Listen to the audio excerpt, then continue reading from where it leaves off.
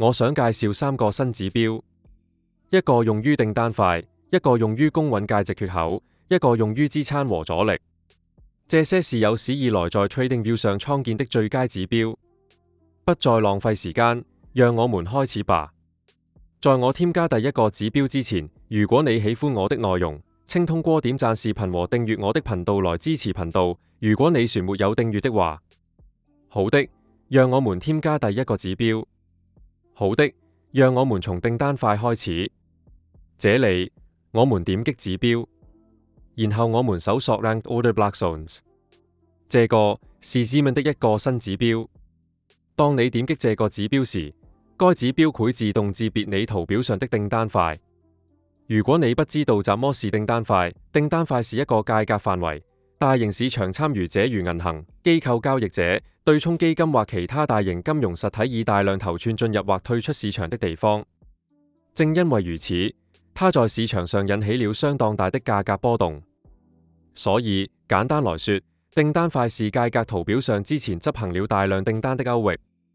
識別訂單塊通常通過價格行為模式，這並不容易，通常只有經驗豐富的交易者才能正確識別價格圖表上的訂單塊。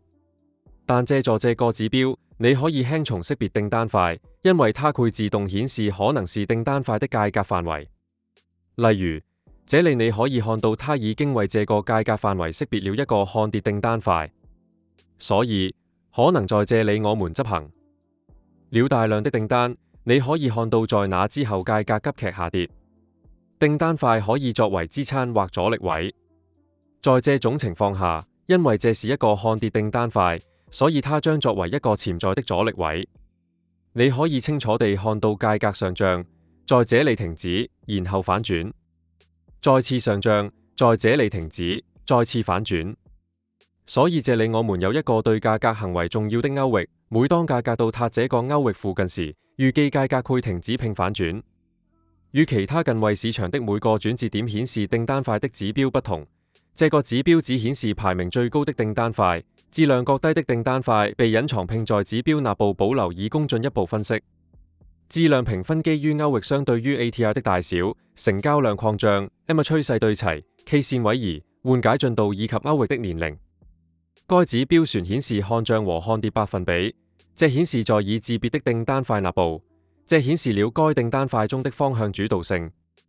這可以用於進一步評估已識別訂單塊的強度或疲弱。所以這不僅僅是一個普通的訂單塊指標，有很多計算嚟對它們進行排名，並只在價格圖表上顯示最高質量的訂單塊。了解訂單塊在交易中非常有幫助。好的，讓我們添加下一個指標。您是否覺得身邊的每個人都在從人工智能中受益，但您卻不知道從哪裡開始？不要再等了，今天就開始吧！我們的免費交易機器人使用簡單，由人工智能驅動，每天可為您帶來高達1%的利潤。已有5萬多名會員加入，現在就點擊下面的鏈接獲取免費使用權。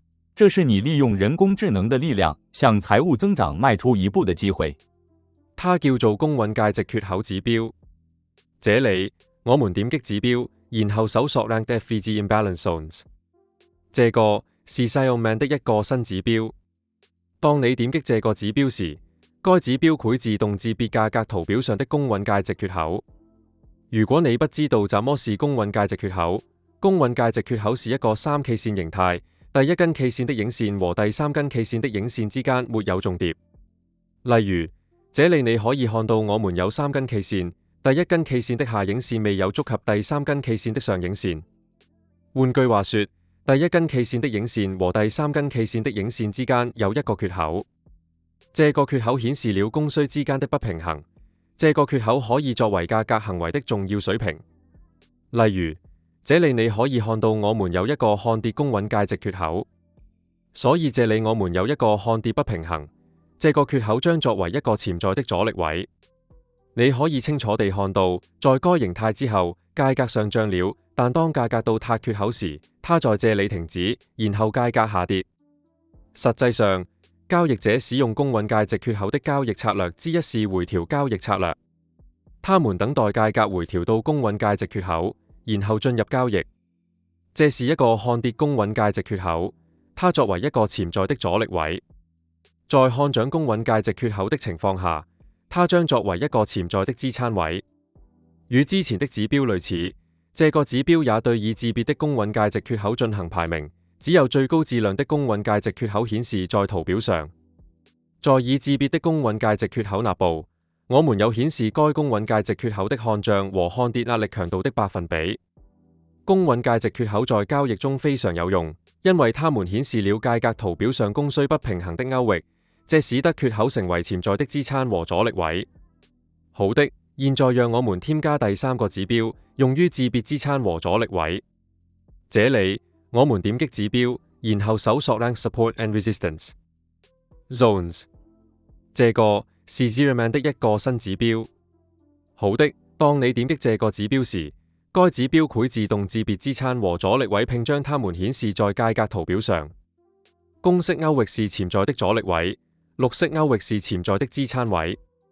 與其他兩個指標類似，這類指標也試圖對已自別的支撐和阻力區域進行排名，只顯示那些質量更高，可能是更強支撐或阻力位的區域。基於這些條件，指標船會顯示一個標籤，如果它們是弱支撐或阻力區域。對於每個已自別的支撐和阻力區域，它船顯示該水平的買入壓力百分比，這樣你就可以對該水平的供需水平進行評估。例如，這個阻力位的納部強度顯示出強勁的供應。你可以看到這裡有一個百分比是溢出壓力，一個是買入壓力，所以這可能是一個對價格行為重要的水平。借助這些百分比，你可以對這些已自別的支撐和阻力位的強度或疲弱進行評估。在這個視頻中，我介紹了3個與訂單塊、公允價值缺口和支撐阻力位相關的指標。在我看來，它們是 TradingView 上最好的指標。如果你在你的交易策略中使用這些概念，我建議你嘗試它們。好的，就這樣。感謝觀看這個視頻。如果你有任何問題，請隨時提問並給我留言，我會盡快回答你的問題。如果你還沒有訂閱我的頻道，請訂閱並按下鈴聲，這樣你就可以收到我新視頻的通知。下個視頻見，祝你的交易好運。